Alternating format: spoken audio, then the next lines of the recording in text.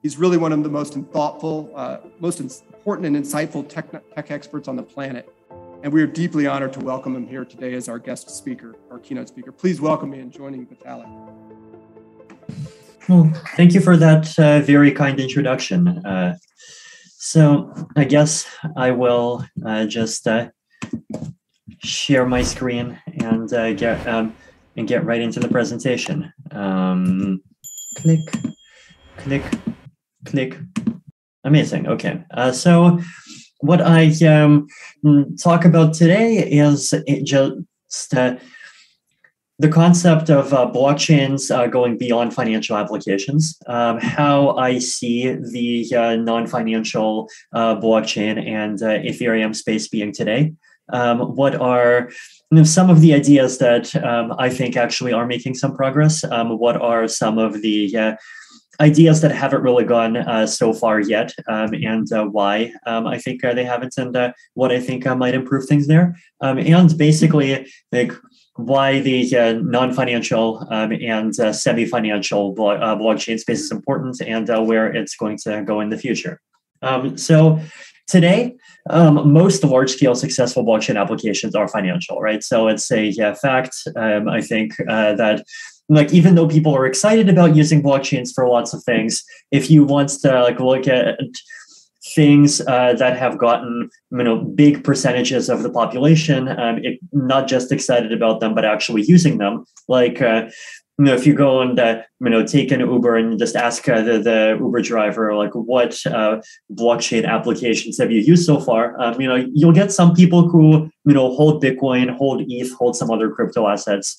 Chances are you're not going to see pretty much anyone who used a blockchain to do healthcare or supply chain management, or even without knowing it, right?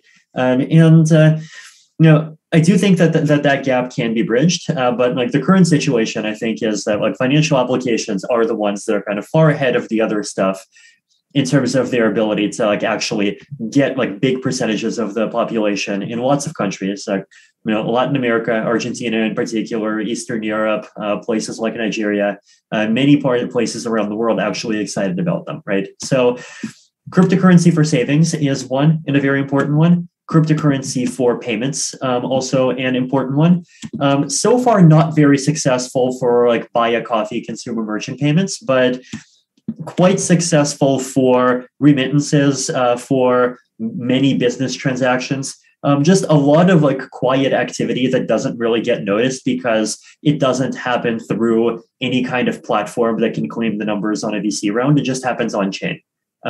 DeFi, so stable coins in particular are very useful for people doing cryptocurrencies for payments. To exchange between different assets, decentralized exchanges are huge. They actually offer a superior user experience to centralized exchanges often enough, and improve a lot on safety in many cases. Derivatives, sometimes people care about those, prediction markets, and then there's this list of DeFi applications that goes on and on, right?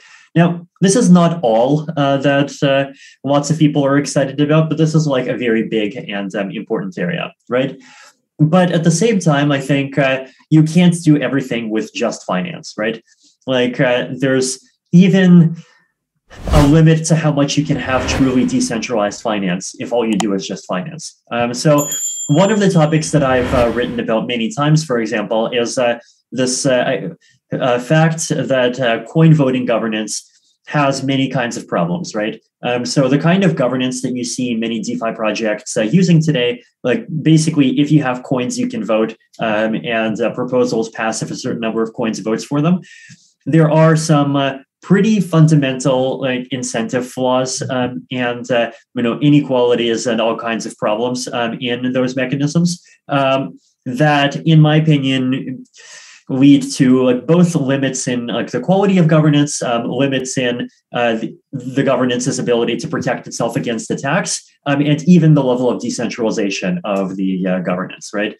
Like coin voting governance may well still mean that 5 financial and investment firms own 55% of the tokens and make the decisions.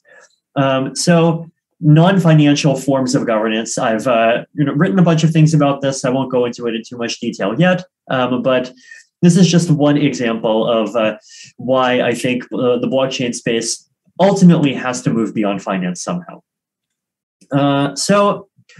Just some listing of non-financial applications and hybrid financial applications. So applications that combine a financial component with some non-financial component that I think could be useful or even are being useful today.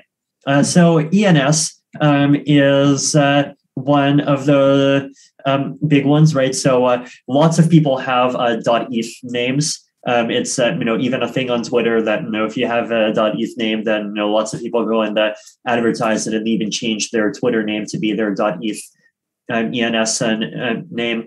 And this is something that has a lot of applications, right? Like if you want to just send someone coins on a blockchain, then if they have an ENS name, it's just much more convenient because you don't have to copy paste their address and worry that you got the address wrong. Blockchain-based social media is one of those things that's fascinating, and people keep trying to do this. I don't think there's been a good formula yet, but I do think that that doesn't mean that there isn't going to be one.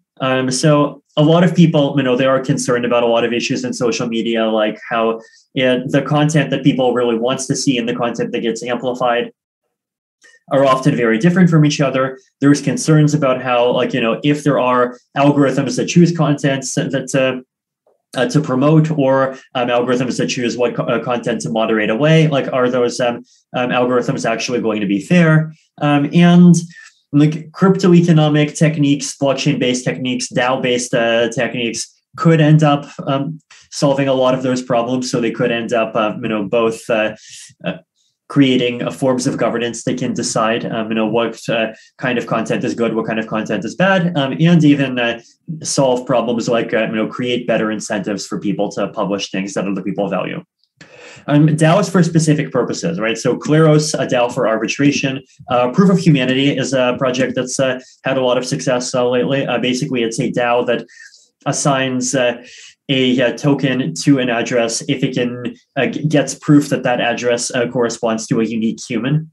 And there's a very open arbitration process actually using Kleros that governs that process and figures things out if there are disputes. So the local governance, this is getting into the area of interactions between the crypto world and the real world, right? So I've written about cities and city coins. Can you have on-chain stuff on top of cities? Or can cities issue coins? Could cities use blockchain-based things for aspects of their governance? If you don't want to go to city level, then you could even have this at a much more local level, right? You could even, imagine a DAO that manages an apartment building. And there are even a couple of jurisdictions now where there are laws that make it possible to for a DAO to actually directly and legally own and be able to govern a piece of common property like an apartment building. Voting is an interesting one. So it's a complex one because of the privacy concerns and all of the safety and security issues. So the thing that I generally favor is not taking existing forms of voting and immediately blockchainifying them. I tend to favor expanding and creating new kinds of voting and blockchainifying that are blockchain based and where they have to be online because that form of voting just has to be more high bandwidth. So that does, I think, require a combination of blockchains and cryptography to be able to work well. And finally, this whole concept of identity, right, which is a very complicated topic. It's a combination of a lot of different things. And,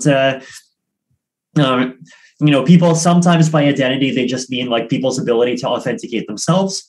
Sometimes by identity, they basically mean solving the unique human problem, like verifying that you're a unique human and that you're not one of 10,000 bots that's owned by a single human citizen of some country. Can you prove that you're not sanctioned? All the regulatory compliance related stuff, credential related stuff. So people mean lots of things by identity. And I think that blockchains can't do all of them, but blockchain based things can do a lot of them. I think like my general view on identity, right, is that I don't believe in blockchain identity platforms, but I do believe in blockchain identity, right? And what I mean by this is that I don't believe that someone can just like swoop in, create this like big solution where they build every component and they say, hey guys, we've built a blockchain identity thing. I think of blockchain identity as something that emerges more organically as a result of like many different pieces that often even end up getting built separately and by different groups. And the more of these get built, then they start complementing each other, and you can build more and more applications on top, and you start to getting a network effect, and it gets better and better. So what are some missing pieces here, right? So I think we can and should ask the question of why hasn't blockchain non-financial stuff succeeded yet?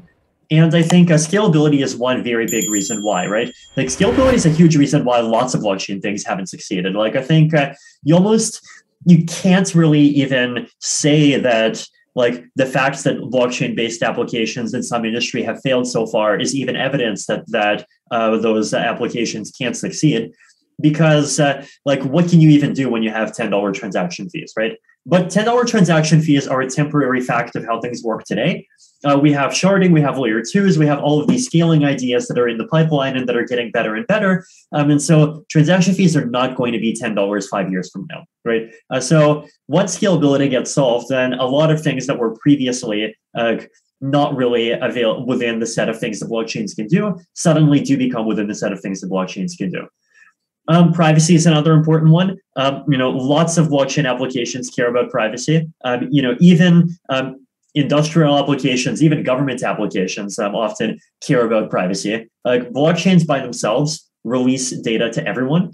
And most people, don't actually want their data to be released to everyone. And so, people do have data protection needs, and things like zero knowledge proofs together with blockchains are bringing us closer and closer to actually solving it. User experience and security. So basically making it so that people can interact with blockchains, but dealing with the problem of, well, what happens if you lose your private key or if your private key gets stolen, right? Account recovery, account theft protection. I've been a big fan of social recovery for a long time. And I've written some posts about social recovery. Multi-sig wallets I've also been a fan of. So a lot of things that we can do to improve that. And also finally, not yet built infrastructure, right? So here what I mean is like mostly connections between the blockchain world and the outside world. So fiat to crypto gateways so people can get some cryptocurrency, at least a small amount to be able to pay transaction fees, for example, and have that be a fairly smooth background process. They buy a bit of crypto once and then they're in, and then that can pay transaction fees for a long time. Oracles, getting information about the real world into the crypto world, various different kinds of integrations. So there are still a lot of missing pieces, but all of these things are being gradually worked on. So one of the ideas that people are, I think, starting to get interested in is this concept of soul-bound NFTs, right? So this is a post I wrote a couple of months ago where I basically use this kind of World of Warcraft analogy. Basically, in the game World of Warcraft, there's this concept of like soul-bound items, items that once you get them, they cannot be traded, right? So you cannot sell it, you cannot give it to someone else. And if you want to prevent any application you create from being financialized, so if you want to create something non-financial that stays non-financial, then often preventing trade, like preventing collusion, is something that has to happen, right? Now, one very trivial example of this is using blockchains to verify, college degrees. That's a non-financial application, but it's a pretty useless application if people can really trivially just sell their degrees and have that be immediately pass verification if you use it with someone else's identity. So this concept of soul-bound NFTs and actually building out the infrastructure to prevent transferability is something that I think is important. And I think if we actually have more of this infrastructure, then more kinds of non-financial applications actually can happen. The identity ecosystem, right? So I've talked a lot about identity, and now, and how I don't believe in identity platforms, but I do believe in the identity ecosystem. So what do I mean by this? So last year, the Ethereum Foundation kind of gave some grants to help kick off, and Spruce and some other companies that helped built this project called Sign In with Ethereum. Basically, if you have an Ethereum account, like in your browser, if you have like a MetaMask wallet or a Brave wallet or any of those wallets, then you can basically sign into services that support the sign in with Ethereum standard with your Ethereum account, the same way you might normally sign in with a Google account or a Twitter account, right? There are some chat applications that kind of support this. So I mentioned like chat.blockscan.com is a kind of a demo from Etherscan that does this.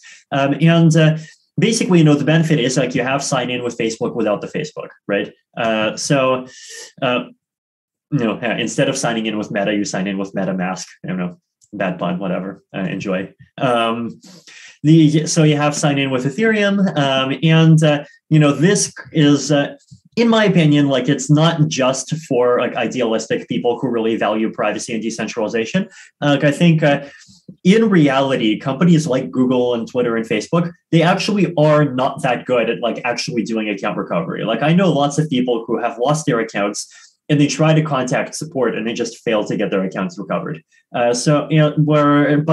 If you have an Ethereum account, you could do social recovery, you could do many different kinds of recoveries. And so you might actually be able to outcompete existing forms of centralized identity management, even on things like people's ability to recover their account. ENS, so like basically this is like your decentralized username, right? So it actually works together with sign in with Ethereum very well. And then finally, attestations, right? So you can have on-chain attestations that prove things about you. So like if you want people to sign in with Ethereum, but you also want like spam filtering, like you don't want people to be able to make 50,000 accounts, then you could check for things on chain. You could check that the account has sent even one transaction. Like that's already something that's costly to do 50,000 times. You can check for a proof of humanity attestation. You can check for credentials, right? And the more and more of these attestations exist, the more powerful this whole ecosystem becomes. And eventually it's going to be useful, not just for things inside of the crypto space, but eventually for things going far beyond the crypto space as well. Zero knowledge voting is another interesting one. So here, I guess the challenge with voting, right, is that you just have all of these security properties that are really important to keep, right? Like you want verifiability and you want privacy at the same time. This is a challenge, right? Because like the usual kind of naive way to do verifiability is, we put everything on chain and then everyone can see. But that completely compromises privacy. And voting needs not just privacy, but actually a really strong form of privacy that often gets called coercion resistance. Basically, you should not be able to prove how you voted, even if you wanted to prove this. And the reason why we need this really strong form of privacy is to prevent people from being able to sell their votes. Now there is this project called Macy, which is basically trying to create this kind of general purpose voting mechanism that combines together blockchains and zero knowledge cryptography and some other things to actually try to achieve all of these properties at the same time. So a lot of things that are being worked on, and there's a lot of these applications that people are trying to do. Definitely a lot of failures, like definitely, a lot of things in the supply chain space, for example, or the enterprise blockchain space, I think ended up failing basically for scalability reasons. Some of them also end up failing for other reasons, right? But the fact that you have to just like send so many transactions on chain if you're using a public chain is just a really big problem preventing public chains from taking off. Sign in with Ethereum exists now. Scalability is more clear. Building up this identity ecosystem. Lots of progress on ZK. Like enterprise firms have actually contributed to this quite a bit. Like I know EY, for example, they did on Nightfall. So I know Deloitte has been doing a lot of like things in infrastructure. There's been a lot of actually positive collaboration between the enterprise space and the kind of mainline public chain enthusiast space, I think, which is a very positive thing. So scalability picture is more clear than last year. The layer twos now exist. Data sharding is a much clearer thing. It's like not just an idea, it's a specification. Lots of progress on all of these things. So I think a lot of the projects that failed to go on a public chain like 2 years ago or 4 years ago probably really should be tried again.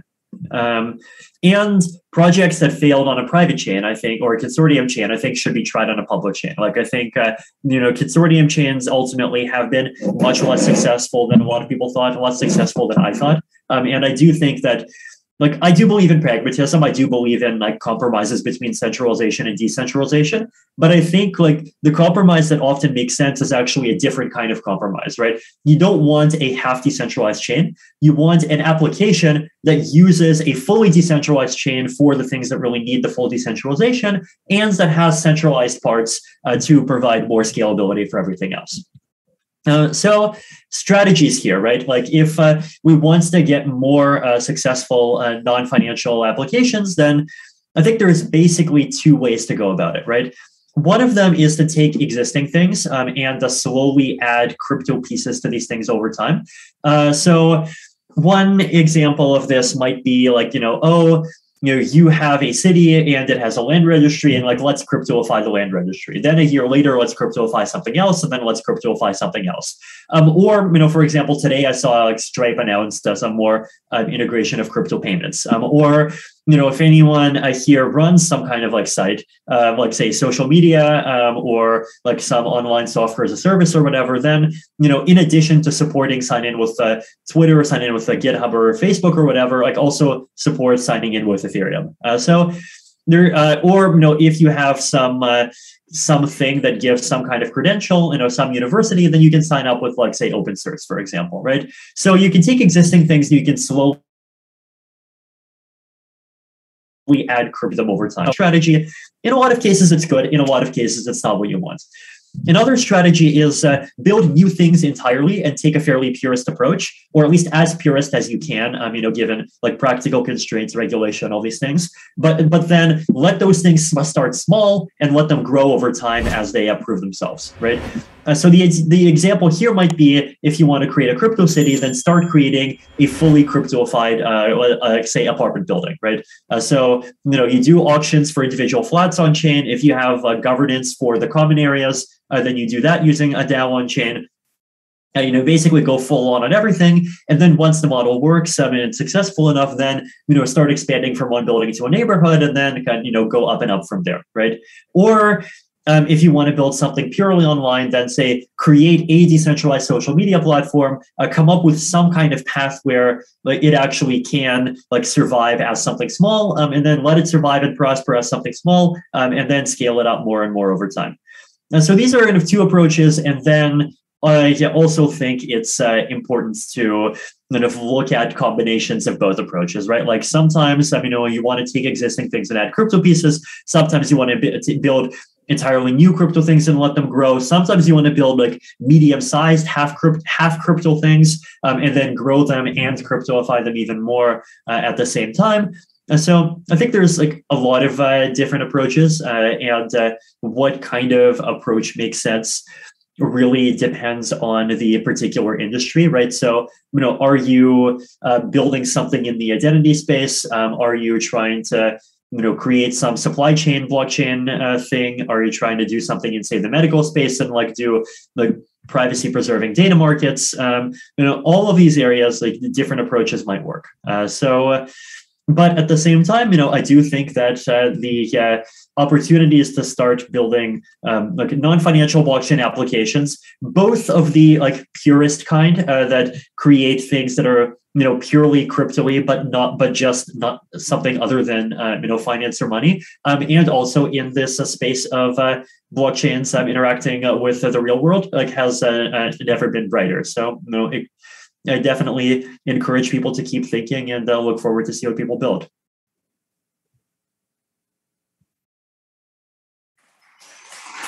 Mm-hmm.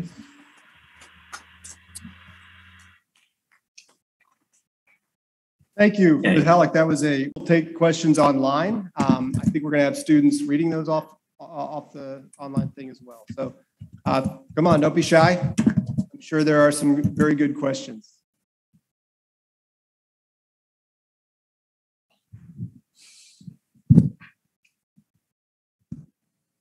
Hi. When do you think the proof of work of Ethereum will end officially? I think people are generally expecting a few months from now. So the general progress is that over the last couple of weeks, we have been doing what we call shadow forks of mainnet. So basically, take the existing Ethereum network and like actually run through the process of doing the merge, but not like on a public network. Like basically, like just run through that process and kind of pretends to merge Ethereum with a fairly small number of nodes. And at the same time, there have been test nets and there have been merges of test nets. So I'll basically just doing lots of testing, making sure that that whole process is super smooth. And I expect that a couple of months from now, things are going to be ready. Thank you. I'm sure you did not see that question coming, Vitalik.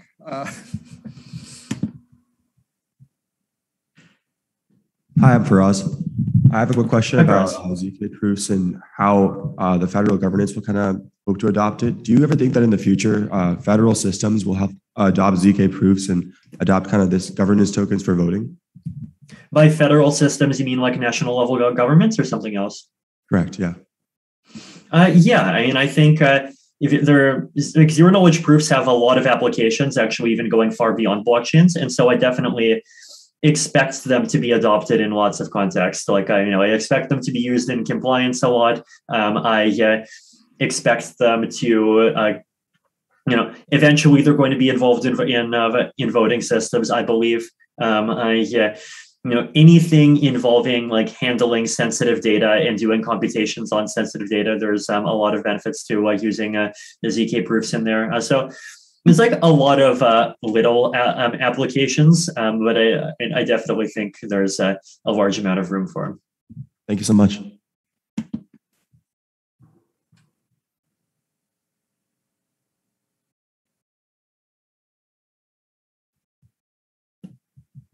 Hi, I have a question. So I want to know like your thoughts on how, like, I know many companies are kind of struggling to have their consumers on board to blockchain, like for a lot of blockchain companies.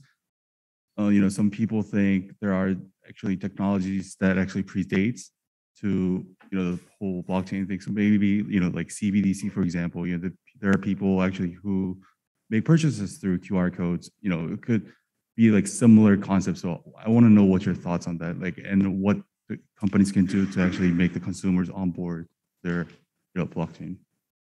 Yeah, I mean, I think the CBDC case is interesting because like the main barrier to them isn't even technological. It's like what countries are willing to do it economically. Right? Like I think what we've seen with CBDC is that I think they started out in many cases with like these kind of more exciting visions where individuals could have accounts at the CBDC and you could even disintermediate commercial banks. But then pretty much everywhere, these projects have turned into something that is much more incremental and often just had much less of an impact than people expected. Like even in China, like DCEP, for example, right? Like it's the current version of it, as far as I understand it, it does rely on like going through some number of commercial banks. And like at some point you do have to ask, well, in what way is this actually better than, just using Alipay or WeChat Pay? So I do think that like convenience alone is for a lot of these applications not the right arguments to go for like why they should adopt blockchains. Like I think in general, like it needs to be something for which like there's some kind of trust component and where the blockchain piece actually is providing that trust component. So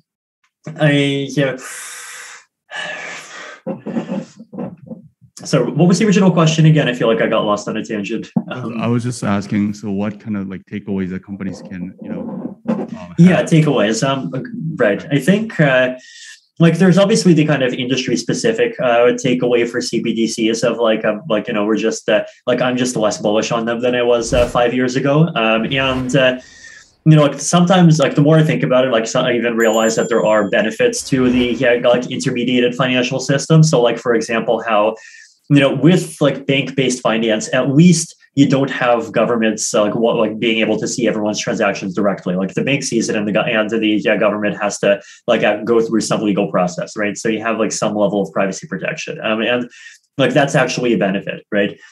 So in other kinds of industries, I think you really have to evaluate why hasn't it been successful so far. Sometimes the answer is just a temporary technological thing like scalability or privacy, and sometimes the answer actually is that it actually isn't really meeting that much of a need, and it's very situation specific which one of the two it is. Thank you. Good morning. I'm John Buswell. Hi. Thank you very much for your excellent words. I'm in healthcare. I'm at OSF Healthcare. We're exploring one of the things you mentioned in healthcare, which is privacy-enabled data marts. And I'm wondering if you could expand a little bit, tell us a little bit about either the best opportunity or some of the barriers that you see coming for us as we innovate in healthcare data. We have a particular interest in social determinants of health. So gathering this social data and privatizing it, but making it useful. Right. Yeah, I think, the biggest challenge in all of these data issues is privacy, right? So how do you actually gather, can you get what you want out of the data without, sacrificing people's privacy? And that's not really a blockchain problem. That's like a two-party computation and zero knowledge problem. And there's a lot of fancy cryptography that I do think, actually can do a lot of good there. Also, aside from that, there's broader question of how is this market actually being structured? What does the structure of this market for data kind of implicitly say about what people's relationship to their data is? If I have a conversation with you, does that data belong to me? Does it belong to you? What if I, go and get 3 cents of cryptocurrency off of it without your permission? Is that, bad? So thinking through those kind of philosophical issues is, I think, also something that's important for me. And then aside from the blockchains piece, I think it might make sense to come in a couple of places. One is just cryptocurrency is a good way of payment, and the other is there are going to be situations where you do want to do some kind of verification of the data, right? Because if you start just paying people for data, people are going to start creating fake data, right? This is it's a thing and it happens all the time. Games pretty much get broken by this very frequently. So do you want people to make attestations that they're providing data and at least that they are some particular unique human, for example? I don't know. I think the technology exists, and I definitely welcome people who care about the technology and actually making something that kind of makes the world better without making people's privacy worse, and hope that the best comes out of it. Outstanding. We do too. Thank you. Hi, Vitalik. I'm Saroja. So I'm interested in hearing your thoughts on homomorphic encryption with blockchain, because I'm looking at certain problems in terms of protecting transactions of certain groups like women, coming from tense situations. And any thoughts, any feedback on that area would be greatly appreciated. Yeah, I think for a lot of those things, homomorphic encryption isn't quite the right tool. I think zero knowledge proofs and snarks are generally the better tool, right? Because homomorphic encryption makes sense when you have you want the person doing the computation to not have the data. But for most cases, like what you're describing, there is one person who is making the transactions and they have data about themselves, right? And it's it's okay to have the computation and the proof be done locally. You just don't want that to be leaked to anyone else. And so like, ZK snarks, Plonk, Starks, like that whole family of technology, I think does a really good job of handling those issues. And like homomorphic, like sometimes you can do the same stuff with homomorphic encryption, but like homomorphic encryption is just less efficient, right? It's like ZK snarks are like maybe 100 to 1,000 times overhead, and homomorphic encryption is like 1,000,000 times overhead. So, if you can use the snarks, you use the snarks, right? I do think there are some applications where like more fancy stuff makes sense. But those have more to do with, even like the previous question of like privacy preserving data markets, for example, right? Like I think if it's just, like you want people who are, marginalized to be able to do things on chains without having their activity be, picked apart by, every major intelligence agency, then like, ZK snarks are, I think, the more useful technology to look at. And lots of people are doing stuff with them already. Thank you very much.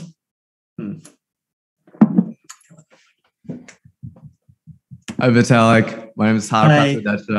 I'm actually a fitness influencer on TikTok who's super interested in crypto. I've been participating in space for around 8 months now, so I'm still relatively new. And I want to know your thoughts on, as like a fresh grad with a rather like non-technical background, how can we contribute to the Web3 space?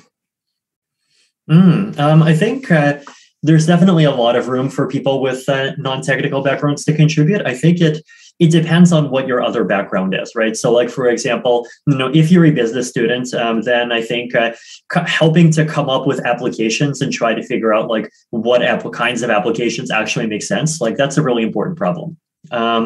Another example is, if you have a background in, like, say, political theory, then there's like a lot of opportunities for people to participate in, say, the design of like DAOs and like these like decentralized voting schemes, or even just like analyzing and kind of like looking at the blockchain space as a whole and like, say, suggesting better ways for like Bitcoin and Ethereum to govern themselves. If you're in,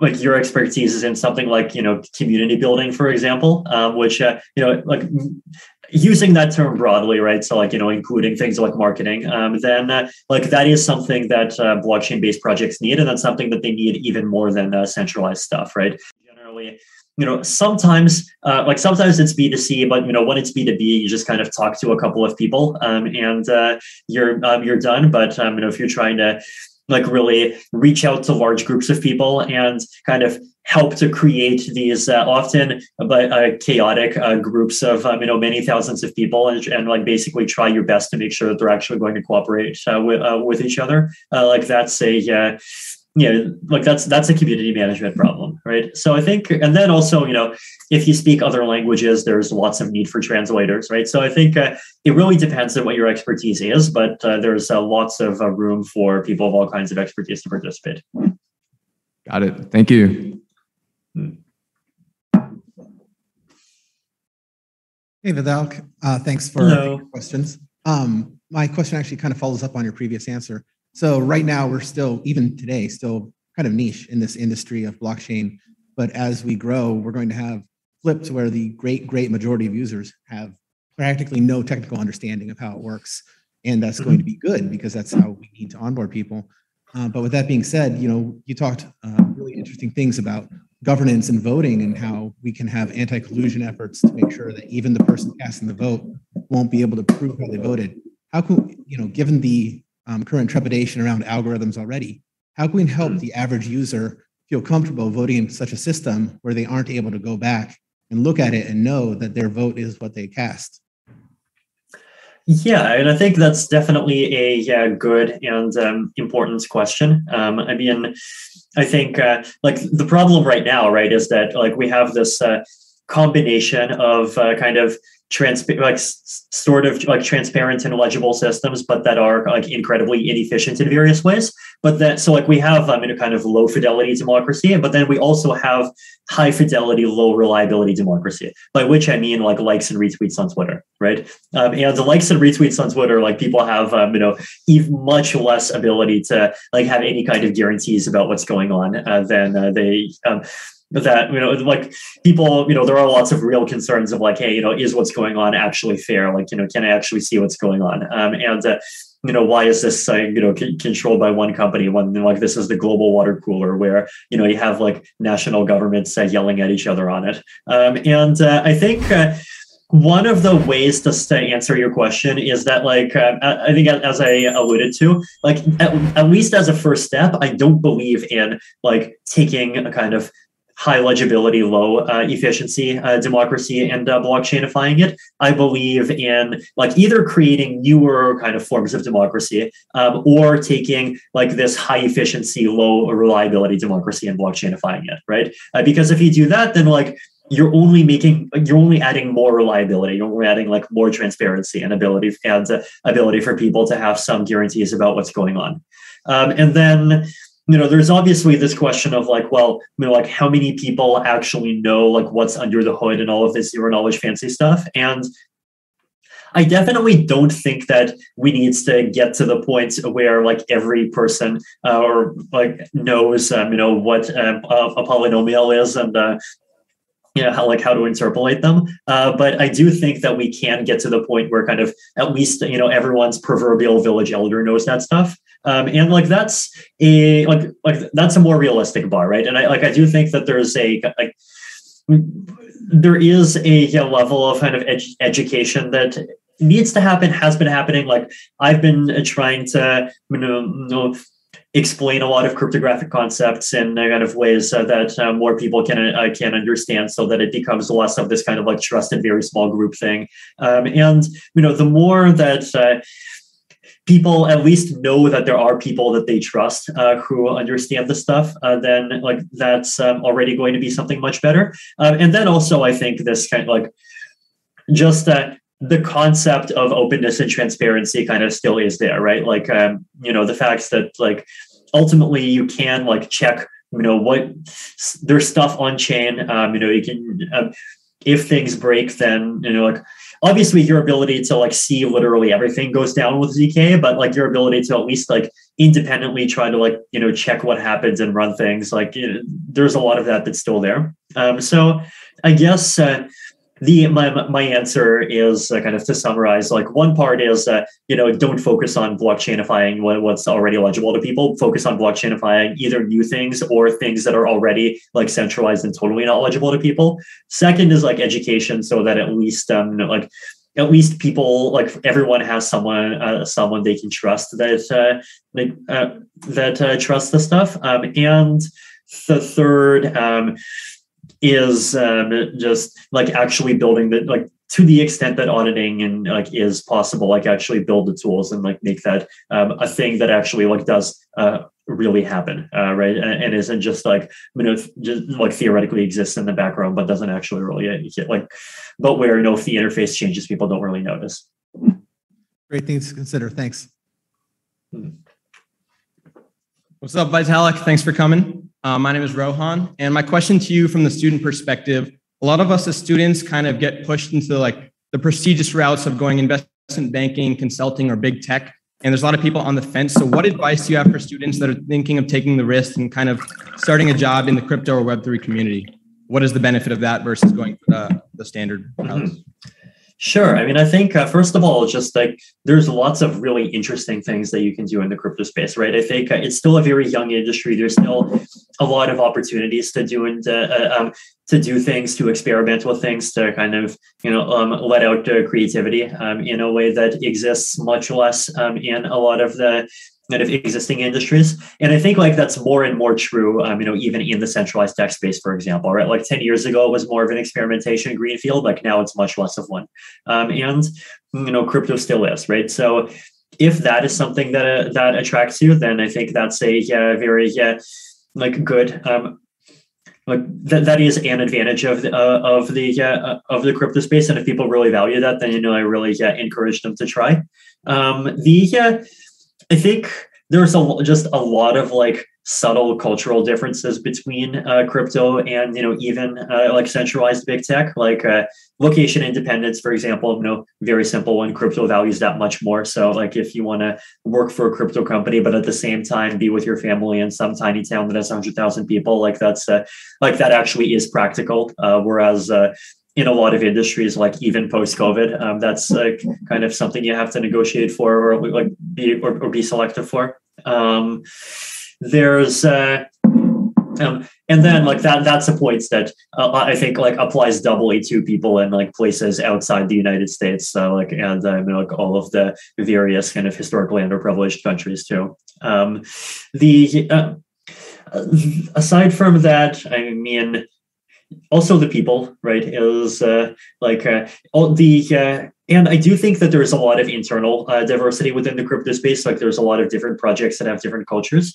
So I think like if any of those things are attractive to you, or also, just kind of, the mission. Like I think, crypto does have these kind of values of, openness, transparency, freedom, decentralization, like whatever words you want to use to describe them. And that like, if any of those things are attractive to you, then like the question of like, well, how do you actually find some crypto projects to work for? I think a big part of the answer is just actually like get to know them as projects. Like they often have Discord chats, they have like all sorts of online forms of collaboration. They have forums. There's all kinds of ways to start, like even just participating as a volunteer and like contributing a couple of things and learning more. If there's any ecosystem that like actually does click well for you, then there's that's like trying to go into it full time is a path that you can take. Awesome, thank you. Vitalik, we did have quite a few questions on the Zoom Q&A. I did want to ask our most upvoted question, and give me a second because it's quite a long one. What is your take on interoperability? When most smart contract platforms are interoperable, how do you avoid users moving towards the chains with the lowest transaction fees and disregarding safety and decentralization characteristics because it is simply cheaper? And are the adverse effects harder to quantify before they happen? Yeah, that's I think one of the issues is that like the people who are making the decisions of which chain to be on are often not just the users, they are the applications, right? And I think applications care more about decentralization than users, right? Because as a user, if you're on a centralized chain that like breaks or goes against your interests in some way because of its centralization, then you often, like not always, sometimes you lose your money, but often you can just go to a different chain. But if you're an application, then migrating to a different chain is much harder, right? So I think application developers caring about selecting good chains over bad is going to be a big part of the answer. The question of like, how do we protect people from losing their savings to hackers? I think there's a couple of answers, right? Like one of them is that there are general purpose like things that you can do, like I mentioned, social recovery wallets and multi-sig wallets and other ways to protect people's wallet security. But then once users start using applications, then the question of like, well, how do you easily tell people like which how do you give them access to the information of like, well, which application is trustworthy, which one is like careless, and which one is just totally a scam. And this is hard because it's an adversarial environment. Like every application, one is going to try really hard to convince people that it's trustworthy. I think part of the answer is like trusted community members. Part of the answer is going to be like sites that try to aggregate that kind of information. Though even there, like it's important for them to be trustworthy, right? Because like it's easy to make like some kind of, reputation scoring site, but then lots of those end up just basically getting bribed by all the projects. So I think going the route of like community members that you trust for reasons other than like them being a judge of like which projects to participate in is one good route for users to protect themselves. And then in terms of like how to solve the scalable problem of like actually giving this information, out to people. I do think that like we needs to work on better channels of communication between the parts of the ecosystem that are like really deep in and working on this stuff, and even that focus on security full time, and people just entering the space. I mean, this is also a hard problem. I mean, I do have some ideas, but I do think it's also like an ongoing thing that we're trying to get better at. All right, thanks so much, Vitalik. We will turn it over to our Deloitte Auditorium audience. Thanks so much.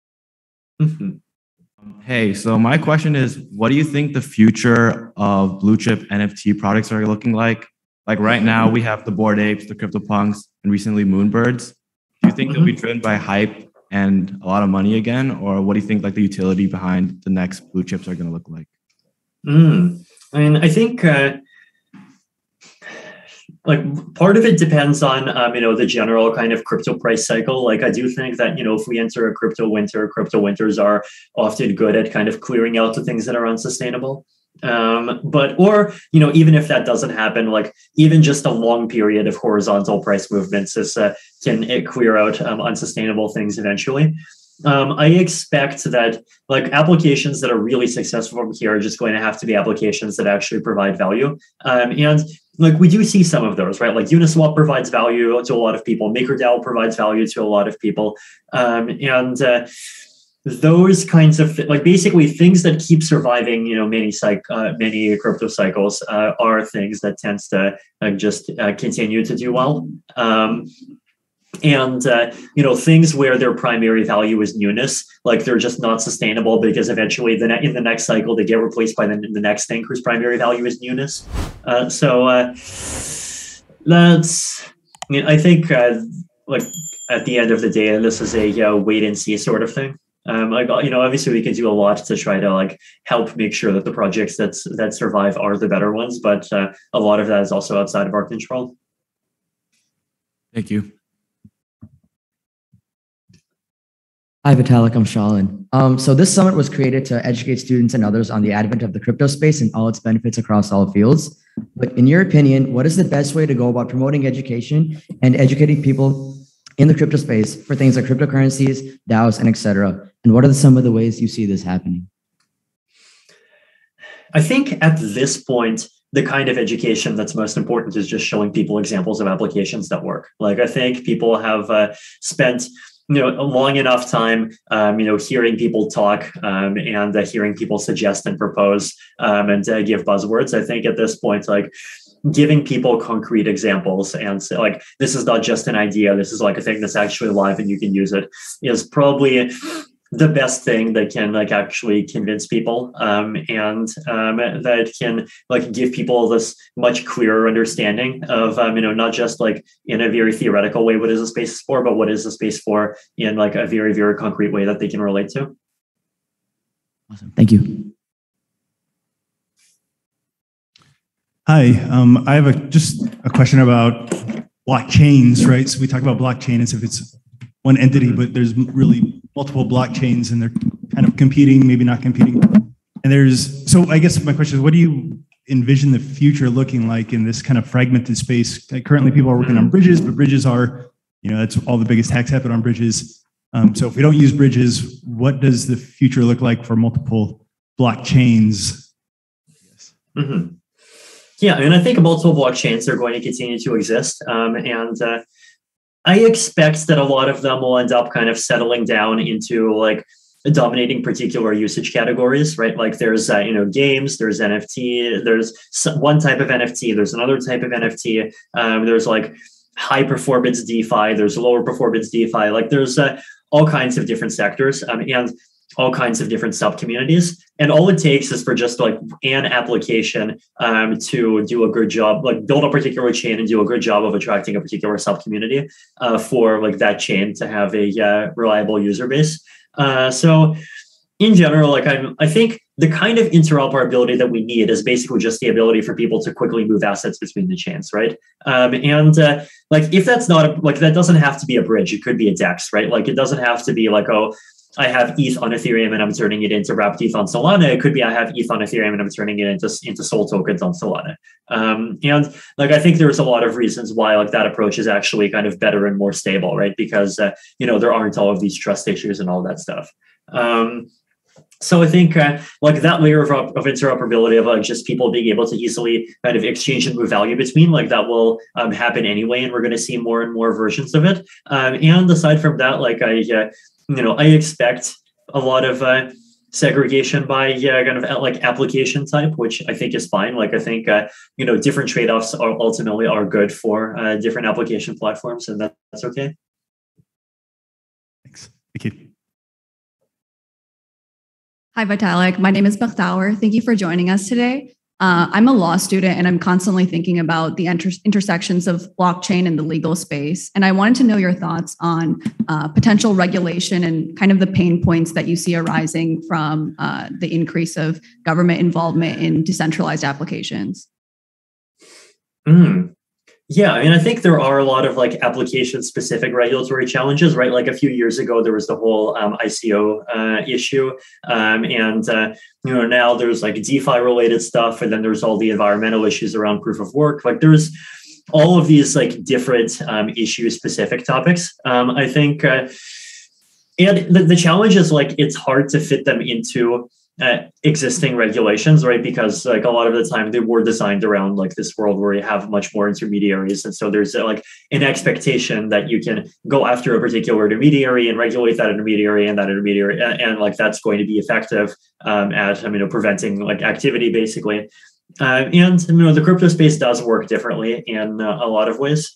I think from the like crypto space's point of view, like it's important for the crypto space to kind of defend some bottom lines, right? So like, people's right to like run their own personal wallet and not just, have their coins be held by some exchange, right? Is one example. People's, non-financial applications not being regulated by the same rules as financial applications would be another. People's right to privacy would be a third, right? People's right to like publish code, right? So I think like some bottom lines are important, but at the same time, the crypto space also has an important role to play in like basically suggesting some kind of like categories of space that like the crypto space likes, and that you can realistically expect regulators to like from the parts that like probably are harmful and that everyone wants to go away, right? And like actually helping to come up with ways of like actually reducing some of those negative externalities. So like that, like figuring those issues out is, a challenge. It's, also a great challenge for a law student. It's there have been some good ideas so far, but I think this is the sort of thing that the crypto space is just going to have to continue working on. Thank you so much. I hate to do this, but we are going to have to make this the last question so that we can stay on time. So make it good. Hello, Vitalik. So I want to get your perspective on if you believe that proof of stake assets could eventually become a central bank reserve currency. I think the concept of like central bank reserve currency is probably going to end up like changing and expanding over time, right? Like even today, there are lots of central banks that have some amount of reserves in gold. And I think like as real wealth moves more and more to things that are like issued by people independently of governments, like not even just cryptocurrency, but also even things like stocks or whatever. Like that, if central banks wants to like just be effective at their job as players, in the global economy, then they are going to have to eventually end up interfacing with that part of the economic world, right? So I expect them both. Proof of stake assets and even proof of work assets. There's a good chance that they're going to end up being part of reserves at some point. Like when that will happen, I don't know. I suspect this is just like one of those legitimacy things that happens over time, and some countries are going to be more willing to do that than others. But we'll see. but do you believe that proof of stake assets will be decentralized enough to be reserve assets? Yes. That was a very good question to end on. Thank you. Thank you, Vitalik, very much. Let's give him a round of applause. Thank you.